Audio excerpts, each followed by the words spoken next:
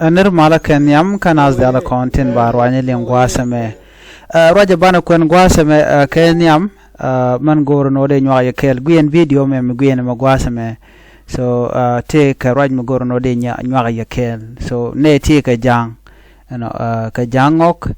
kan kono kamandana lat ken gwa seme kan kono nyam mi jiram jedit kan online tv channel naga jen wo jen der subscribe kan online tv ko de latiti de kan chamala shubkaji ajan do badana dong deri nor online tv channel ba der je support kaje mishi subscribe anyo gore je en wo jen der notification bell de je trying ko de latiti de kan chamala shubkaji gwasadan en paikala rich cho peru jen wo jen ba bichar bija to biba gwada me ko bi man lat ke bakulu chob loy nenen ko kena content dong goro dong de kan man tok de ken ngach gore je en wo de ran char de ja ko ngpin gwada money gwaya banore lerga manan lat kono gwasame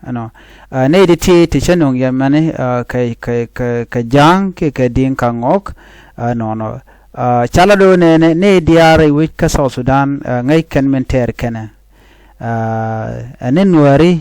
liu kam ne nasto kan dinka ngok kan sha mundiɛn cha janang ke sha kanang nuääri nuääri te ko lang kanti kɛni shamunda shajamach kɛni jenda na ter kana mi ko ben won me de ko la no chi ko mi kwimon de je chaje to ko mun ne te na kɛni kenyam kanwari en tame na me jen mission na jel ga keno ne gang ne munda stel ne ngukanwari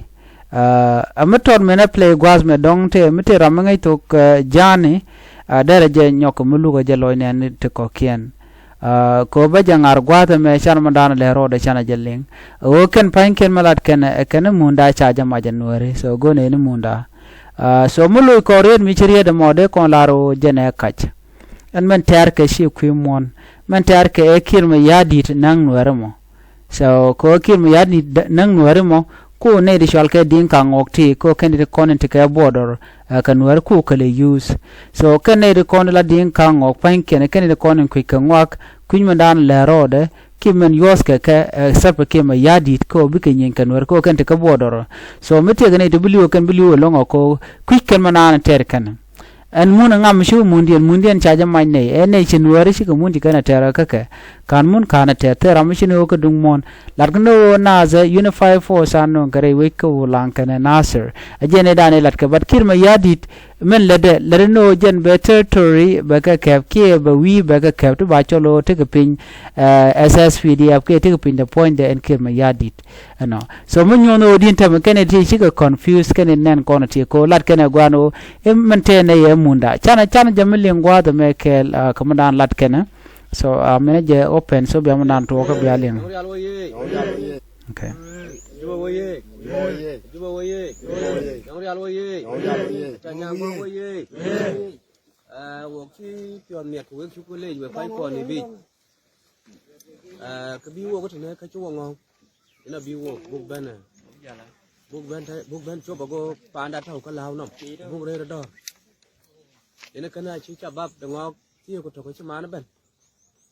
chi wok ben chi wok kai ka kwan ka bu cho ko chu ke rồi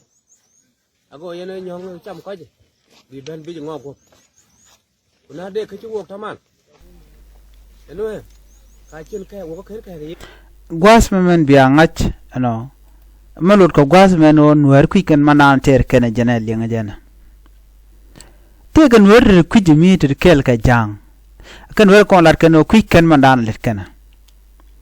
nuertin kontin ter ka kur ka ken jang de ken de kon ngin mandaran let ken ko ken babu goro ba ka rai ka bom akir ma yadir kwa ka lok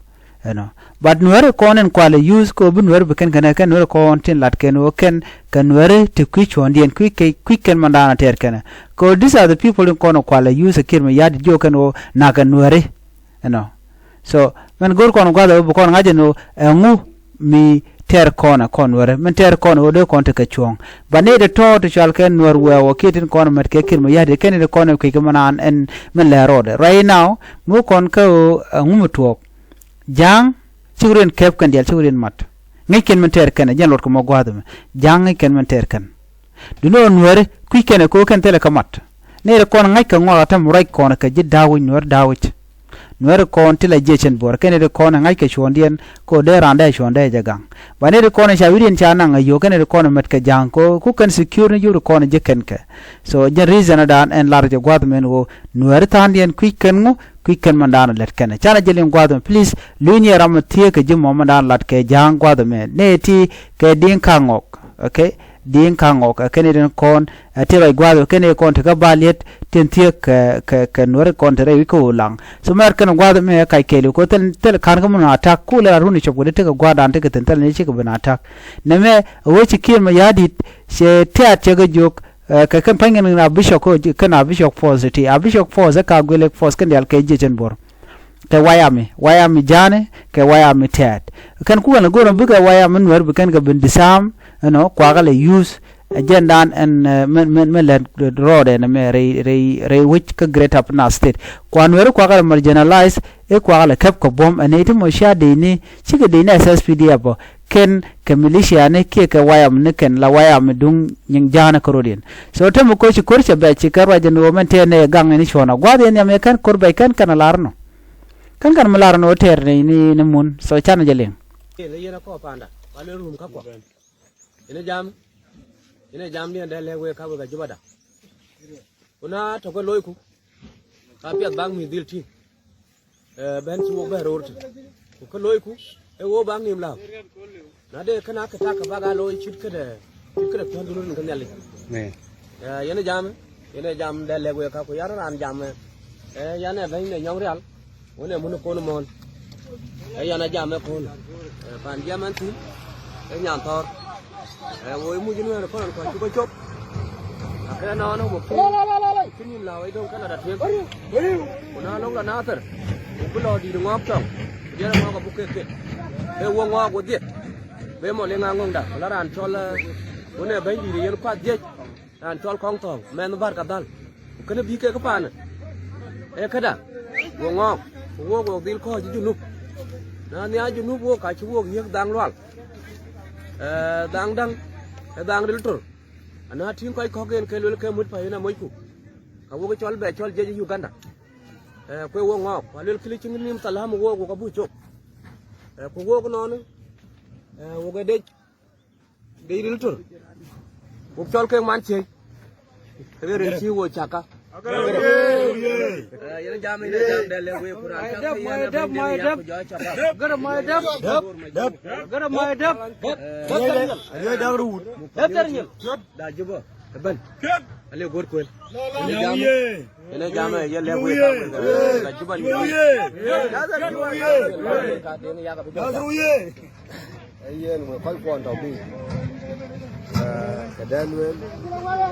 en la jana dan we le ke ba wo ko na chu ru tin ke yen cha wo ni ti chu ro gam bu cha da ko ti ge ko bu de nam la ka nga chiru gon men kwar ko wa bu chu war ko ku le ke da nu bi di to wo chi mi ko be ma ti ka kam da je ken ka chu lo ke luoi en je ken gob de le thì có bi re đã biết cái nào biết giảm tông đã biết giảm tông gì này chỉ cái giảm tông gì cái này chú ma này cả chỉ vô lò đi một quay để cho cũng nghĩ nó yên nằm đẹp đấy chứ nu chú cũng nghĩ nó chỉ cái nhện đôi cả thật kém quá này chỉ cái phên coi đây cái cũng luôn lên cái đấy chứ nu làm cái chứ nu à biết đi tục cái đài dễ kinh cái tục cái cũng không nằm làm cái này nó vô gam buk cha mit ana wo ga dama na wo ngor woril na wo ku woril ka tong chiro gon min kwar ko ka am na ga jeng bai war ko chu ku luele le buk tor mit ko chi mit ko dil be matin ka ne na du ko le we ko kon to bi na de ko ka riel ke mit chiro gam ka na cha de cho ko chen chu wa ka na cha ke cha bo de jwai ke ni jo lo ga to no di de war ni ko chi gam ka chera ne ka de go de be luel yen wo le kada nuwa bi to gudi ina da be yen to yen kana ina ke le we ko kon to bi ke wo yen ka to wo wo kya be dik to wona ma jo ko chắc chắn cái thảo ban này là lên nghĩ cụ cái mà đu quả chứ bàn cao một con bàn luôn nó lắm mít cái này chỉ biết đâu vô gen dục cho nên là đi về đây rồi để phiếu đâu chỉ coi ra nó bên này chỉ có gam cụ vô chắp cái vật đây ăn cũng đáng ngặt cả con vô chụp nó như lú lăng lò là con cụ cho vô bên lú lăng ở bút chín nào thật cái này đây có cái rồng lý thì chỉ nó được cái bác kinh cái lúc cho lú lăng lò đi là bác kinh lò cho ngọc vậy ngọc tiêu cho rồi lên gua magor kon guas me bana ding so dio je bi translate ni kon dong cha tuk jan cha jaling but men chalat guas me ala kene ko ter kene gang kene dorin gang kene mundiɛn mi mo e kai kelu ala kirme yadi che dinka ngok che ke jagan no moy kareg medit ko kwich ken chondien lakin yos kene ke kirme yadit en met korme to medan to law point kirme yadit use ne jang ko de kan tere we can answer so no mo che jo convert and tamano ne kontin la nuer jeshen borke nuer wai ami gor kono buga mundun yene kon tela jang ngok dinka ngok gono ba mundun ba jama so je dan che dor che jo convert ke je ko bneti bugan kor bugan ko no no bugan nuer bugan kamak ban ngoda ba ka chanyan wal murai kona so ne me agenda na gor no de yen link chan abde den chan ele link katin kon lat ko den ren alan chi yagan wala ka pan gak ren al me jak kirma yadit jaga jako den watin content ka pan gak de ko nak ken ke khel ke agenda la je SSPDF kan UPDF Uganda People Defense Force kan South Sudan People Defense Force de ren al de kan kula jako de na nak tong mi shi kan lat ka ulang kene nasir so gor kan de kan the same thing de kan nyok muku kan repeat na me de kon ngai kon dial anyok tia cha ka jo wini ken dial en kon te ken cha ju ka pani kang cha ju ka luak cha ju ka pasho da cha wo ba ka watch ting ne jen kan malakal so le won malakal tame eno ene bi malakal be pan ga jamo murai kone la ji malakal dial chi dwal che ga pene ka ala ni dial chi good by the way chicken re which chicken or ke yun mis ko ne tam ken gwa ga dong de ka attack jamoni jechen bor ala jechen bor de ko re wi ka malakal lo ka la ne rescue ka queen were konde cha chenga jegre which de ni tin ngona de ni jane ken de ni tin konti la de ni tat so jen do bran de ko chubre wi ke je ngoda baka konin ten be che bo gwa long ka ke anyok man chala da wa u de shal ka me kwang shora le la governor ken ne dial kon la official wa te ko dong de rian barbare which mi je to long ke mi je korse dit ajen ta danan chala de no so ne me jen abde dana go de nywa yekel bana abden tungwan bana keden linka kor gwasen be anyok ken konu bana ngaje no re wiki juba te keler ngwana gur no ke te ngwana bo la tene tama mi je jejen bor ken malakali ken kef ke ken wi dial ko ken kon ci mi ken ga jojo wal te dial te ten wale so joje gwano ba ne di content cha yene ken kim yadi ba ga yiglu ka gwaden be tamam